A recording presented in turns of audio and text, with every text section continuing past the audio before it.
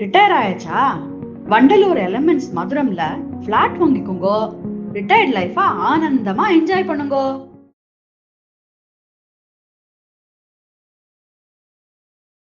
Last 5 years cinema ரொம்ப மாறினதுக்கு அப்புறம் இந்த மொத்த டீம்லயுமே வந்துட்டு ஒரு பெரிய ஒத்துமை என்னன்னா, நான் அப்படியே யோசிச்சுட்டு இருந்தேன். இங்க இருக்கிற ஆர்டிஸ்டா இருக்கட்டும், இந்த ப்ரொடியூசர்ஸா இருக்கட்டும், யாருக்குமே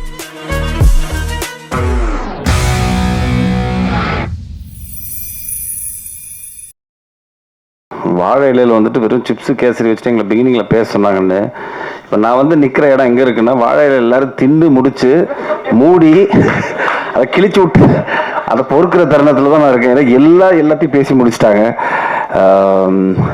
ஸோ அதனால ஃபஸ்ட்டு ரொம்ப நெகிழ்ச்சியான ஒரு ஈவினிங்காக இருந்தது. என்னென்னா, தன்னோட குடும்பத்திலேருந்து ஒருத்தர் வந்து வெளியே வந்து ஒரு படம் பண்ணுறோம் அப்படிங்கிற ஒரு விஷயத்த பத்திரிகை நண்பர்கள் சேர்ந்து கொண்டாடிய ஒரு தருணம் ரொம்ப அழகான தருணம். ஏன்னா எல்லாரும் சேர்ந்து வளரணும், அடுத்தவங்களோட வெற்றியை பார்த்து நம்ம சந்தோஷப்படுற ஆட்கள் ரொம்ப கம்மி. ஸோ இந்த மேடையில் அது நடந்தது ரொம்ப நெகிழ்ச்சியாக இருந்தது. ஸோ வாழ்த்துக்கள். அண்ட் ஊடக நண்பர்கள் அனைவருக்கும் மாலை வணக்கம். மேடையில் அமர்ந்திருக்கும் அனைவருக்கும் வணக்கம். ஸோ அவங்க ஐ திங்க் அபிராமி மேடம் எல்லாத்தையுமே பேசிட்டாங்கன்னு நினைக்கிறேன். படத்துக்கு என்ன தேவை, இந்த மேடைக்கு என்ன தேவையோ அது ரொம்ப அழகாக பேசிட்டாங்க. ஸோ நான் 2-3 விஷயங்கள் மட்டும் பேசிட்டு அப்படியே முடிச்சுக்கிறேன்.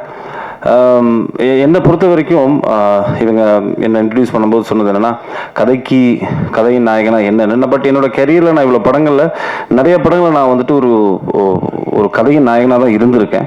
பிகாஸ் எண்ட் ஆஃப் த டே ஒரு படத்தோட கண்டென்ட் தான் ரொம்ப முக்கியமாக இருக்குது. எஸ்பெஷலி இப்போ இருக்கிற லாஸ்ட் 5 இயர்ஸ் சினிமா ரொம்ப மாறினதுக்கப்புறம் அந்த படத்தோட கண்டென்ட் தான் ஆடியன்ஸ் ரொம்ப கிளியராக பார்க்குறாங்க. ஸோ படம் ரிலீஸுக்கு முன்னாடி படத்தோட பட்ஜெட் தான் அதை பெரிய படமாக சின்ன படமாக டிசைட் பண்ணுது.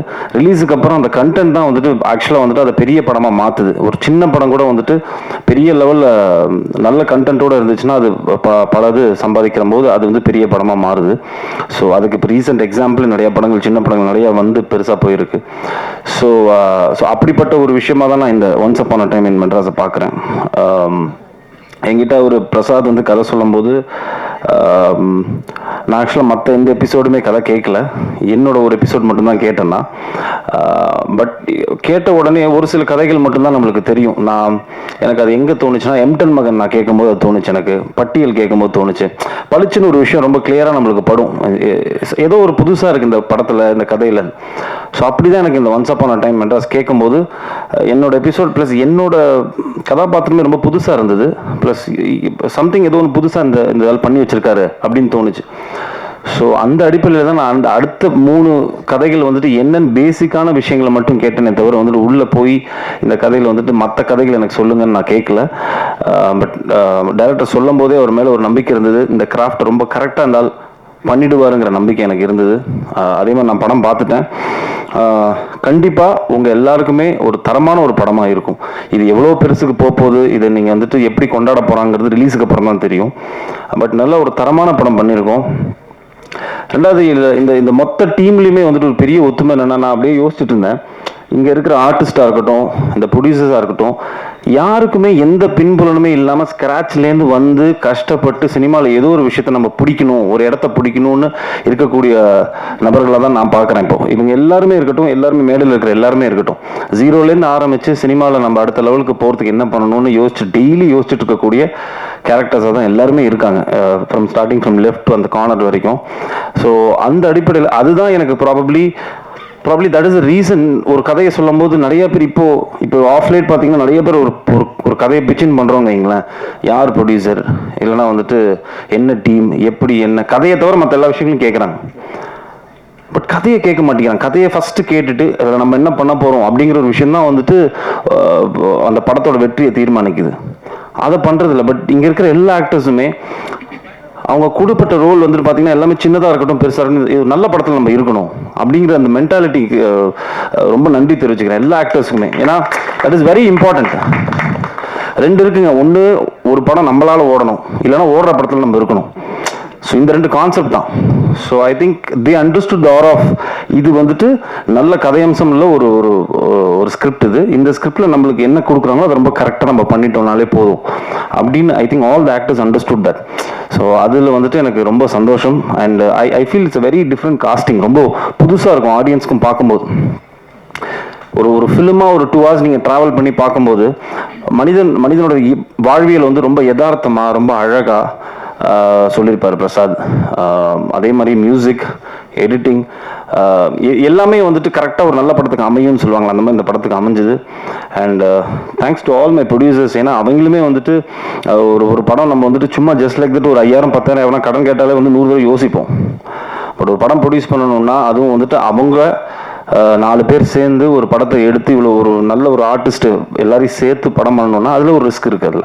பட் அது எல்லாத்தையும் மீறி சினிமா நம்மளுக்கு கொடுத்துருக்கு, அது திருப்பி நம்ம சினிமா கொடுக்கணும் அப்படிங்கிற ஒரு விஷயத்தை மட்டுமே மைண்டில் வச்சுக்கிட்டு இந்த 4 ப்ரொடியூசர்ஸ் உள்ளே வந்திருக்காங்க. And they produced it. And டெஃபினட்டாக நீங்கள் எல்லாருமே படம் பார்த்துட்டு உங்கள் எல்லாரையும் டிசப்பாயிண்ட் பண்ணாத ஒரு அழகான ஒரு ஃபிலிமாக இது இருக்கும். பத்திரிகை நண்பர்கள் அவனை பர்சனல் நோட், எனக்கு நான் ஆக்சுவலாக ஒவ்வொருத்தரோட பெர்ஃபார்மன்ஸஸ்லாம் சொல்லணும்னு நினச்சேன். ஐ திங்க் அபிராமி மேடம் எல்லாத்தையுமே ரொம்ப அழகாக வந்துட்டு போஸ்ட்மார்ட்டம் பண்ணிட்டாங்க அழகாக. ஸோ எனக்கு எல்லா ஆக்டர்ஸுமே ரொம்ப யதார்த்தமாக நடிச்சிருந்தாங்க நான் படம் பார்க்கும்போது. Because I am a guy who believes in more of realistic acting. இங்கேருந்து தோன்றது அப்படியே நடிக்கணும் அப்படிங்கிறது ஒரு நினைக்கக்கூடிய ஒரு ஆக்டர் தான். ஸோ அந்த மாதிரி தான் எல்லா ஆக்டர்ஸுமே நடித்த மாதிரியே ஒரு ஃபீல் வரல. Everybody understood the role. And so congratulations to all the actors and the DOP and the team. எல்லாருக்கும் வாழ்த்துக்கள். ஸோ நான் வெரி பர்சனல் அதுக்கு நான் வந்தேன்னா எனக்கு பத்திரிகை நண்பர்கள்லாம் இவ்வளோ வருஷமாக யாரோ சொன்னார், தினகரன் தேவராஜன் சொன்னார், இப்போ நாளைக்கு தான் வந்துட்டு 21 years ஆஃப் பாய்ஸ் அப்படிங்கிற மாதிரி சொன்னாங்க அவங்க. ஸோ இந்த 21 வருஷமாக என்றைக்குமே நான் நல்ல படம் கொடுக்கும்போது பத்திரிகை நண்பர்கள் என்னையும் சரி என்னோட பெர்ஃபார்மன்ஸாக இருக்கட்டும் இல்லைனா அதை சார்ந்த படமாக இருக்கட்டும் என்றைக்குமே என்கரேஜ் பண்ணியிருக்காங்க. ஸோ அந்த அடிப்படையில் So I think this year is going to be a good year for me with couple of good lineups. So அதில் once upon a time in Madras வந்துட்டு ஒரு நல்ல படமாக இருக்கும் அப்படிங்கிற ஒரு பெரிய நம்பிக்கை எனக்கு இருக்குது. ஸோ ஊடக நண்பர்களோட சப்போர்ட் ப்ளஸ் அஃப்கோர்ஸ் ரசிகர்களோட சப்போர்ட் என்றைக்குமே இருந்திருக்கு. ஸோ கண்டிப்பாக பாருங்கள். ஸோ டேட்டு வந்துட்டு அவர் ஆனந்த் சார் அனௌன்ஸ் பண்ணுவார். உங்கள் எல்லாரோட ஆதரவு வந்துட்டு இந்த படத்துக்கு வேணுங்கிறத கேட்டுக்கிட்டு thank you so much for coming. It was a lovely evening. ரொம்ப நல்லா இருந்தது. தேங்க்யூ. தேங்க்ஸ். ரிட்டையர் ஆயாச்சா? வண்டலூர் எலமெண்ட்ஸ் மதுரம்ல பிளாட் வாங்கிக்கோங்க. ரிட்டையர்ட் லைஃபா ஆனந்தமா என்ஜாய் பண்ணுங்க.